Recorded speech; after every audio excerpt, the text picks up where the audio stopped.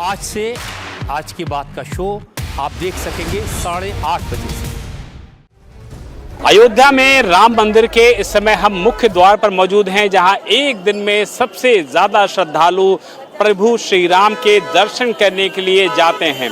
न सिर्फ प्रदेश से बल्कि देश विदेश से जो श्रद्धालु होते हैं वो हर रोज पहुंचते हैं और प्रभु श्री राम के चरणों में नतमस्तक होते हैं अपनी भावनाओं को लेकर के।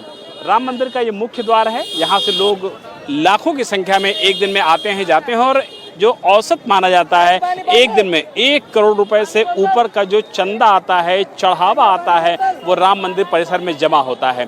इसमें जो सोना चांदी आभूषण दान होता है या यूं कहा जाए चढ़ावा चढ़ता है, उसकी गिनती फिलहाल नहीं है और बड़ी संख्या में जो श्रद्धालु होते हैं वो पूरे देश भर से विदेश से यहाँ पर आते हैं। जो ट्रस्ट के लोग हैं उनका कहना है कि एक दिन में लगभग 1 करोड़ रुपए के आसपास ये गिनती होती है और जो लोग इस काम में शामिल किए जाते हैं उनकी ये जिम्मेदारी होती है कि वो सीसीटीवी की निगरानी में बैंक ऑफिसर्स के साथ मिलकर के बाकायदा इन सारी रकम को न सिर्फ एक जहां इकट्ठा करते हैं बल्कि सेम डे इस पैसे को SBI जो कि स्टेट बैंक ऑफ इंडिया की ब्रांच होती है वहां लेके जाया जाता है और जो अगर कैश ज़्यादा हो जाता है या आभूषण ज़्यादा हो जाते हैं तो उसको एक दिन वहीं पर बंद करके रख दिया जाता है।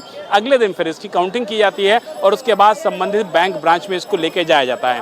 लेकिन जिस तरीके से राम मंदिर में चढ़ने वाले चढ़ावे को लेकर के न सिर्फ संतोष दुबे ने बल्कि दूसरे पदाधिकारियों ने भी जिस तरीके के सवाल खड़े किए हैं या यूँ कहा जाए कि जिस तरीके के हालात मौके पर मिले हैं, सर्कमस्टेंशियल एविडेंसेस जिस तरीके के मौके पर मिले हैं, वो अपने आप में कई तरीके के सवाल खड़े कर रहे हैं और इसी को लेकर के फिलहाल यूपी सरकार ने SIT का गठन किया है, जो कि लखनऊ के मंडलायुक्त, लखनऊ के IG किरण एस और इसके अलावा वित्त विभाग के एक विशेष सचिव के तहत इस पूरे इन्वेस्टिगेशन को किया जाएगा। इस पूरी इन्वेस्टिगेशन को आगे बढ़ाया जाएगा और ये जाना जाएगा कि जो चूक की बात सामने आई है, जो चोरी की बात सामने आई है, जो गबन की बात सामने आई है, आखिर उसमें कितनी सच्चाई है और इसी को लेकर के जो SIT की टीम है वो यहाँ न सिर्फ पहुँचेगी बल्कि इस पूरे मामले को इन्वेस्टिगेट भी करेगी।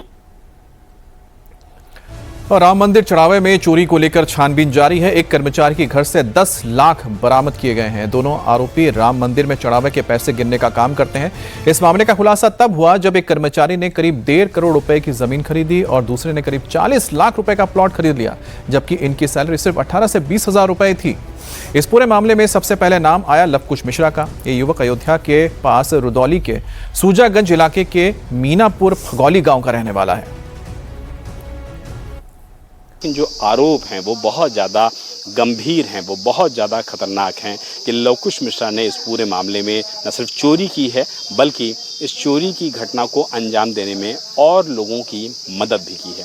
बताया ये भी जाता है कि जो अयोध्या ज़िले में फैज़ाबाद इलाका है, फैज़ाबाद इलाके में उसका एक घर भी बन रहा था और उसमें लाखों रुपए लगाए जा रहे थे। लेकिन इस पूरे मामले में जो लवकुश के परिजन हैं उनका ये कहना है कि इस पूरे मामले में लवकुश मिश्रा को गलत फंसाया जा रहा है। उसकी किसी भी तरीके की कोई भी गलती नहीं है और इस पूरे फजौली गांव में अगर आप देखेंगे तो फिलहाल इस घर की जो पैतृक घर है लवकुश मिश्रा का, उसको देख करके कम से कम ये स्थिति नहीं लग रही है कि कम से कम यहाँ पर फिलहाल इस तरीके के पैसों को लगाया गया है। इसीलिए ये पूरी बात सामने आ रही है कि फैज़ाबाद में जो घर बन रहा था लवकुश मिश्रा का, उसमें संभवतः इस पैसे का इस्तेमाल किया गया था।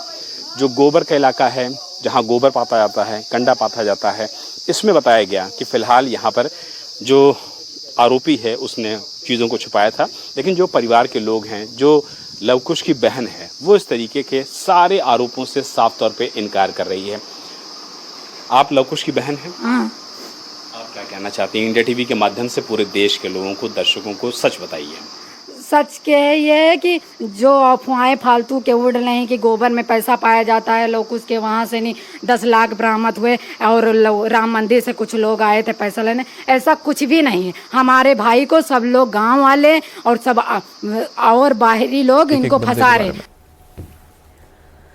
लवकुश मिश्रा के रिश्तेदार भी जांच के दायरे में हैं। शुरुआती तफ्तीश में 18,000 की कमाई करने वालों के लाखों करोड़ों के प्रॉपर्टी के खुलासे हुए हैं। अब SIT की टीम तफ्तीश कर रही है।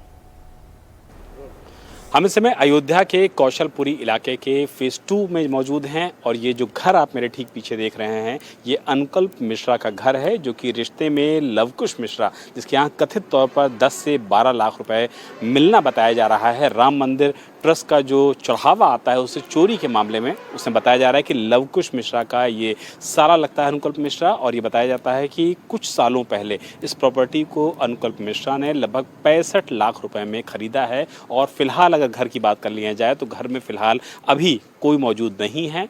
काफ़ी कोशिशों के बावजूद कोई भी घर से बाहर नहीं निकला है और अनुकल्प मिश्रा उस सूत्रधार के रूप में सामने आ रहा है जो दरअसल राम मंदिर में जो चढ़ावा आता है उसको गिनने का, उसको कलेक्ट करने का, उसको सही जगह पहुंचाने के तौर पर जाना जाता है। और अनुकल्प मिश्रा के बारे में बताया जा रहा है कि उसने ही अपने जीजा यानी कि लवकुश मिश्रा की जो नौकरी है वो अयोध्या के राम मंदिर परिसर में लगवाई थी, जहाँ पर जो चढ़ावा आता था उसको गिनने का काम, उसको कलेक्ट करने का काम और उसके बाद उसको SBI यानी कि बैंक के माध्यम से बैंकों तक पहुँचाने का काम आता था। और अखिलेश यादव और सपा के आरोपों पर यूपी के डिप्टी सीएम ब्रजेश पाठक ने पलटवार किया और कहा कि पहले अखिलेश जी को बाबरी चंद का हिसाब बताना चाहिए। अवधेश प्रसाद कह रहे हैं कि जो चोरी हुई है राम मंदिर में इसमें व्यापक स्तर की एजेंसी जांच करनी चाहिए, SIT से काम नहीं चलेगा। आप उनसे पूछो बाबरी मस्जिद जो चंदा इकट्ठा तो उसके बारे में एक बार बात करके दें।